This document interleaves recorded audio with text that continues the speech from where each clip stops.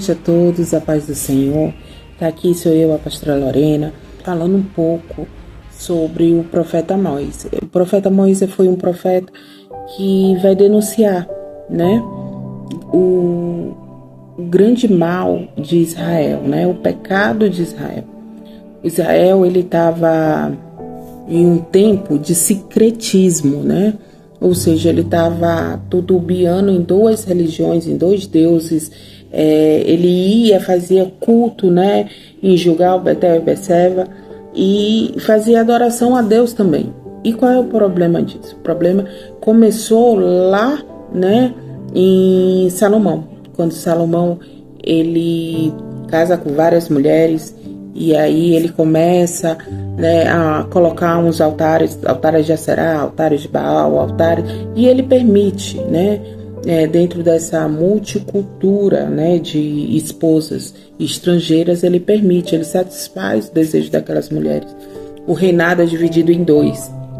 Um lado vai o filho, né, de Salomão, Roboão, e do outro lado vai Jeroboão. Só que Jeroboão, para que não houvesse as pessoas não saíssem de Israel para ir para Judá, para cultuar a Deus, o que ele pensa? Vou fazer, né, altares. Aonde que eu vou fazer altares? Vou fazer altares em Gilgal, Betel e Beceba.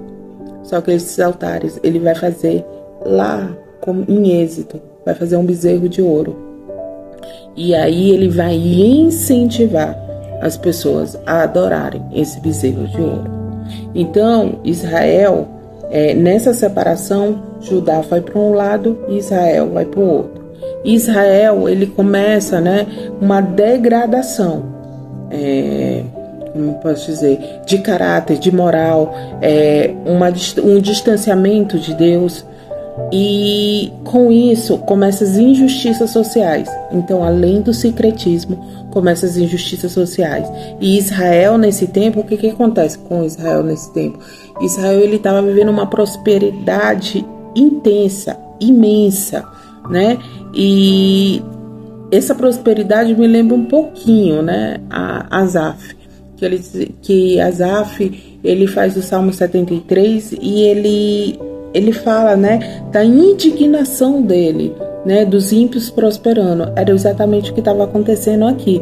Nesse momento a gente vai ver ímpios prosperando. Mas por que, né, a gente vai ver? Porque às vezes a gente trabalha com a força do nosso braço. Era que Jeroboão II estava acontecendo com ele. Ele estava trabalhando com a força do seu braço. E quem trabalha, né, com Deus é outra, não tem essa, vamos dizer, essa força, essa competição diária todos os dias, porque a gente confia num Deus, né, que fez a promessa. Então, as injustiças sociais começaram aí, porque Israel era um lugar, né, de rota comercial. Então, e por essa rota comercial, né, eles tinham muito negócio. Israel começou a prosperar e além de Jeroboão ser um ótimo estrategista, ele era um administrador hábil, né, com todos os seus predicativos. Então, como Israel começou a prosperar, as pessoas começaram a pisar, a humilhar o pobre, o necessitado, a viúva. Eles tinham imoralidade sexual. Então eles faziam de tudo, de um todo ali, né, contra tudo aquilo que Deus o ensina. A gente vai ver mais pra frente, né, o que era, né, o que deixava Deus indignado diante da atitude desses homens, né. Deus, eu sempre falo assim, ó, quando em uma balança que tá a órfã, o necessitado e a viúva, e Deus, ele vai preferir entrar na causa da órfã, da viúva e do necessitado, porque ele sabe, né, que eles são os excluídos da sociedade. Eu posso, você pode, né, que está assistindo aqui esse vídeo hoje, talvez a gente contrate um advogado, talvez a gente faça algo, né, que a justiça venha à tona. Mas quando a órfã, a viúva e o necessitado, ele passa pela sua injustiça social, quem é por ele? Deus.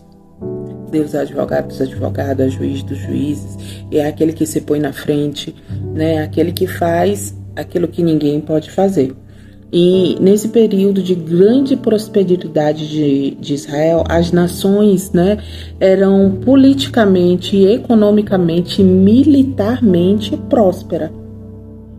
Então a gente vai ver um país que ele está politicamente, economicamente e militarmente próspero, forte, mas com a força do braço de um homem. Não era com a força de Deus, como a gente vai ver em Davi indo muitas lutas pela força, né, daquilo que Deus dava para ele. A gente vai ver Josué, né, Deus faz até o sol parar para dar vitória para Josué. Moisés, Deus abre o mar vermelho e Moisés vai passar do outro lado. Não, agora Israel estava com a força do seu braço, ele estava caminhando sozinho e caminhando por um caminho de corrupção, de idolatria, de injustiça social e de imoralidade. E Deus levanta um profeta. Que profeta é esse? O profeta Amós. E quem era esse profeta? Era um profeta que ele mesmo vai falar, olha, eu nunca fui escola de profeta, eu nunca fui treinado por ninguém, quem me chamou foi Deus. E aí que muitos calos, né, se apertam, porque quem é chamado por Deus muitas vezes não é reconhecido pelo homem. Quando Deus chama alguém, ele capacita aquele alguém, porque eu sempre digo assim, Deus nos chama, mas às vezes não é o nosso momento. A gente tem um chamado, mas o tempo do nosso chamado ainda não chegou. E é ok, tudo bem nisso, porque Deus está nos capacitando entre o intervalo da promessa e do cumprimento da promessa. A gente vai passar por um processo, é normal para todo mundo. Só que o que acontece com Amós? Amós, ele foi chamado por Deus e ele inicia, né, o seu ministério profético. E ele vai dizer, olha, eu não sou profeta. E da onde Amós era? Amós, ele era de Judá e ele vai para Israel para profetizar para aquele povo. Deus tira ele da cidade de Tecoa, né? Então ele sai do seu meio, da sua zona de conforto, ele vai para um lugar idólatra, né? Porque em Judá ainda existia o templo, em Judá ainda existia, né, a liturgia sacerdotal. E dentro de Israel não. Israel, ele estava totalmente corrompido, né, por falsos deuses. E ele vai falar, né, quando vão questionar ele disse, não, eu sou apenas um boiadeiro e cuido de figos silvestres. E alguns vão falar assim, não, ele também era pastor de ovelhas. Mas imagina, né, Deus tira aquele homem de trás, né, dessa economia rural para ir profetizar. Porque muitas vezes, para profetizar o quê? Para denunciar, né, o pecado de Israel. E muitas vezes a gente está, né, como alguns profetas estamos se acovardando, né, em denúncias e em pecado, a denúncia do pecado. A gente está se acovardando porque a gente acha hoje que profeta, Deus levanta profeta para profetizar uma chave de carro, uma chave de apartamento, um aumento financeiro, para profetizar N coisas. Mas lembre uma coisa, Deus só corrige aquele que ama. E se temos noção da nossa natureza que é falha, pobre e pecadora, a gente também precisa ter noção que a gente precisa de correção. E se Deus não está nos corrigindo, tome cuidado, porque talvez Deus já tenha se afastado de mim e de você. E esse é o grande problema, quando Deus se afasta do homem. E Deus, ele, nesse livro de Amós, aí ele começa a dizer, eu estou me afastando, nem o seu culto, eu estou rejeitando o culto de vocês, né? E ele vai profetizar, né, nesse reinado de Jeroboão II, lembrando que a divisão, né, do reino de Israel, ele se iniciou lá com o filho de Salomão, né, o Roboão, e Jeroboão I. A gente está aqui em Jeroboão II. tá bom? E quem era esse Jeroboão II? Como relatado anteriormente, é um exímio estrategista e um hábil administrador. Ele acumulou inúmeras conquistas de batalha, né, pelo espólios de guerra. Então ele começou a enriquecer, né, Israel pelos espólios de guerra e conquistar territórios. Então, da onde vem, né, essa prosperidade? Por ele ser um exímio administrador, ele sabia que ali era uma rota comercial e ele começou a fazer os negócios dentro da rota comercial de Israel. Então a gente começa a entender dessa prosperidade. Muitas vezes a gente não é, como Asaf, ele diz assim, o ímpio prospera, me indigna, né? Mas ele diz assim, mas será, né? Como a planta a erva daninha que murcha. Então, assim, olhando por esse ângulo, a prosperidade do ímpio não é duradoura. A prosperidade do ímpio, ele tem data para começar e ele tem data para terminar.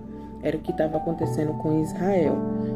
E quais eram as características daquele povo, né, que Amós, ele está denunciando?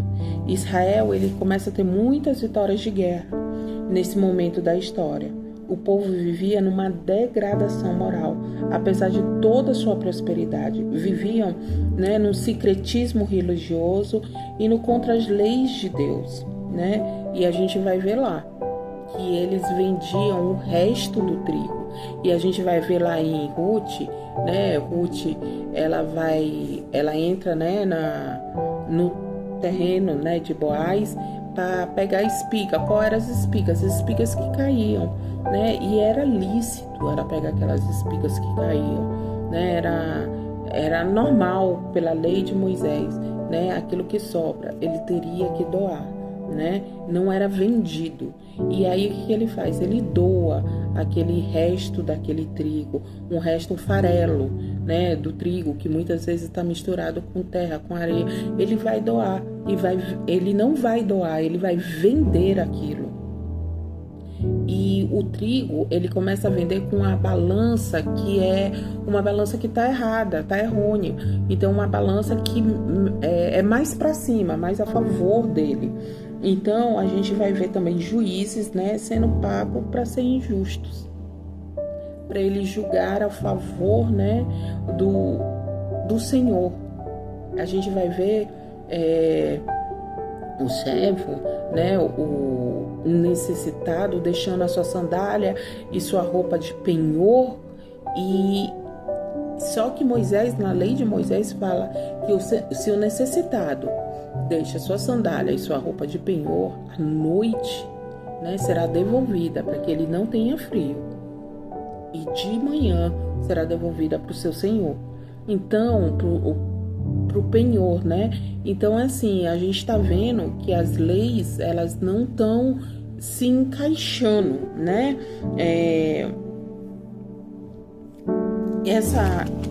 Eles tinham uma insensibilidade muito grande com o necessitado. Para ele, necessitado para ele era lixo, necessitado para ele não, sabe? E ele vendia, né? Aquele que estava devendo a ele vendia sem dó e sem piedade como escravo, né? A gente vai ver, né, nessas balanças fraudulentas ainda, né? E o refúgio do trigo, como eu já falei, e a gente vai ver que Deus, né, lá em Provérbios, a gente vai ver Salomão falando das mulheres virtuosas, né? Mulheres que edificavam a casa, edificavam, né, seus filhos, né? Era aonde ia, né? Ela era elogiada. E aqui Amós, ele começa a chamar essas mulheres de vaca de Bazã. O que é isso, minha pastora? Vaca de Bazã. Então, era uma vaca de engorda. Era uma vaca, né, que era bonita, luxuosa, era uma das vacas mais caras, mas era vaca de engorda, ela só era gorda. E ele está dizendo que essas mulheres de Israel era vaca de Bazã. Por quê? Porque elas incentivavam os seus maridos a explorarem, né, o necessitado. Ela incentivava o seu marido, né, a ser cruel, né, com aquele que não podia, para que desse para ela uma vida de luxo. uma vida, né, regada a orgia, a bebedeira, muita comida. Então, Amós está chamando aquelas mulheres, olha só a degradação da mulher em meio a Israel. Os cultos deles, né, eu sempre digo assim, o culto que era Será, Baal, a Moloque, são cultos, né, que hoje a gente fica, Senhor, como que era isso? A Será, ela apoiava muito a pedofilia, porque as sacerdotisas eram desde cedo que eram chamadas, e o seu culto era sodomista, o seu culto tinha prostituição, né? Elas eram prostitutas de Aserá. O culto de Moloque era um culto que você ia sacrificar os seus filhos, né, em uma fogueira. O culto de Baal também era envolvido com a sodomia. Então, assim, eram cultos que hoje, muitas vezes a gente olha assim, gente, como que Israel, que conheceu Deus face a face, como foi lá em Êxodo, né? A gente viu a glória de Deus através de Moisés, né? Eles viram, né, o sol parar, eles viram o mar se abrir, eles viram tanta coisa, né, face a face, e eles deixam tudo isso, né, por algo tão degradante, por algo tão imoral, né? E aí a gente vai começar a entender o livro de Amós. O livro de Amós, estou aqui com a minha Bíblia aberta, né? Ele já começa, Amós, ele precisa de uma estratégia para aquele povo. Escute ele. Ele precisa dessa estratégia. Como é que esse povo que está bem, que está próspero, como que ele vai me ouvir? Se eu venho com uma palavra de juízo para ele, né?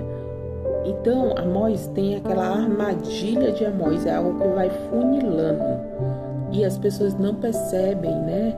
Por a sua soberba, por a sua ganância, por achar, né, que está acima do bem e do mal, ele não percebe que Amós, ele está profetizando o juízo de Deus, que está chegando próximo do juízo de Deus. E aí Amós ele começa, olha gente, ele começa a profetizar contra os inimigos de Israel. Quem eram os inimigos de Israel? 3 cidades inimigas de Israel: Damasco, Tiro, que eram os filícios, e Gaza. Ele diz assim, olha, Deus vai vir com justiça, vai vir com juízo com essas 3 cidades. E o povo né, se anima com a desgraça alheia, né? Aí Amós, ele vai funilando, por isso que eu disse é uma armadilha, ele vai afunilando. Aí ele começa a profetizar juízo em 3 cidades que são irmãs de Israel, que têm o mesmo parentesco de Israel. E quem é essas cidades? Edom. Edom vem de Esaú, né? O irmão de Jacó, é a descendência de Esaú. Então eles são regiões que tinham um parentesco, né? Aí logo depois ele vai começar a profetizar contra Amon e Moabe. Quem eram eles? Amon e Moabe. Amon e Moabe eram os filhos de Ló, que foram concebidos pelo incesto de suas filhas. As filhas de Ló embebedaram ele, né? E tiveram relação sexual com o próprio pai e nasceram essa região de Amon e Moabe. Então, assim, quando Amós vai falar sobre a justiça de Deus, né, e ele fala de Edom, Amon e Moabe, e eles estão, vai ter justiça para esse povo. E aí, finalmente, Amós, ele vai profetizar contra quem? Ele vai profetizar contra Judá e Israel. E ele bate muito firme em Israel pela toda essa degradação que já foi falada, né? Então, e ele vai falar sobre esse encontro com o Senhor. O juízo de Israel era esse encontro com o Senhor. E se a gente for lá ver, eu vou aqui abrir minha Bíblia, né? Lá em 4, no versículo 4, no capítulo 4, versículo 12, né? De Israel, que diz assim, versículo 12: Por isso ainda castigarei, ó Israel, porque farei isso com você. Prepara-te para encontrar-se com o seu Deus, ó Israel. E muita gente hoje pega esse versículo fora de contexto, não entende, né, essa justiça de Deus sobre Israel e diz assim: prepara-te, ó igreja, para encontrar com teu Deus. Prepara-te, ó Israel. É tema de congresso, é tema de campanha, é tema de um monte de coisa. Mas por quê? Porque as pessoas estão tirando um texto fora de contexto, né? Não entende o que Amós está falando. Ele está dizendo: prepara-te, Israel, né, para o juízo de Deus. É momento de se encontrar com Deus face a face, né? Encontrar com Deus, né? A mão de Deus está pesando sobre Israel, né? Esse versículo, né, como eu te disse, é muitas vezes colocado fora de contexto para ter um efeito sobre a igreja. A igreja, ela está sobre um efeito. E eu chamo a atenção nessa hora não só para os pastores, mas principalmente para a igreja. Vamos procurar mais, vamos entender mais os contextos, vamos entender mais os profetas. Às vezes a gente pega esses menores profetas, esses pequenos profetas, são livros, né, de 2, 3 capítulos, e a gente tem preguiça de ler, a gente tem preguiça de entender a Bíblia, e a gente aceita tudo aquilo que é jogado goela abaixo pra gente, né? A gente deixa de comer na mesa do rei para comer farelo. De pessoas que estão extorquindo muitas vezes a gente. A ideia dele é ter uma igreja cheia, né, para explorar, né, as pessoas de baixa renda, para inventar dízimo, tridízimo, para inventar tanta coisa, né, para cada vez mais arrancar a lã da ovelha de Deus. Não é nossa lã, não, é a lã da ovelha de Deus. E lembra que o juízo vai chegar, né, nessa exploração, nessa degradação moral, vai chegar um juízo, assim como chegou para Israel. Imagina, de Jeroboão 1 até Jeroboão 2, quantos, né, reis passaram ali? Passaram muitos reis, passaram a geração de Ageu, passaram Acabe, passaram muitos. E aí, para chegar o juízo de Deus, Deus está chegando com o juízo. E chega também, né? Então a gente vê hoje muitas igrejas sendo desmascaradas, muitas igrejas, né, que todo mundo diz assim: oh, e Deus está vindo com juízo, está tirando a máscara de pastores, está fazendo. E eu sempre digo assim, por essa falta de estudo bíblico, né? A gente agora diz assim: Malaquias 3, vamos falar de dízimo. Mas antes de chegar a Malaquias 3, estou falando sobre dízimo, aí Deus, ele vai corrigir os sacerdotes. Tá tudo errado. Vocês estão degradando as minhas ovelhas, vocês estão extorquindo as minhas ovelhas. Até o dízimo tem que ser discipulado por aquele pastor. Não é mais dízimo, é tridízimo. Não é mais oferta, é oferta ossada. Não, mas eu não tenho direito. Dá o dinheiro do seu gás, faz o sacrifício. Se eu faço o sacrifício, você também tem que fazer o sacrifício. Então, são pessoas que não se importam, e Deus está dizendo: eu me importo é com esse povo. Eu não me importo, né, com a má administração. Eu me importo com esse povo. E é por isso que eu disse ontem que, né, os pequenos profetas, os menores profetas, eles apontam, né? Eles estão apontando para a vinda de Cristo. Porque Israel e Judá estavam transformando um terreno fértil para a vinda de Cristo. Mas não era numa situação positiva, numa visão boa.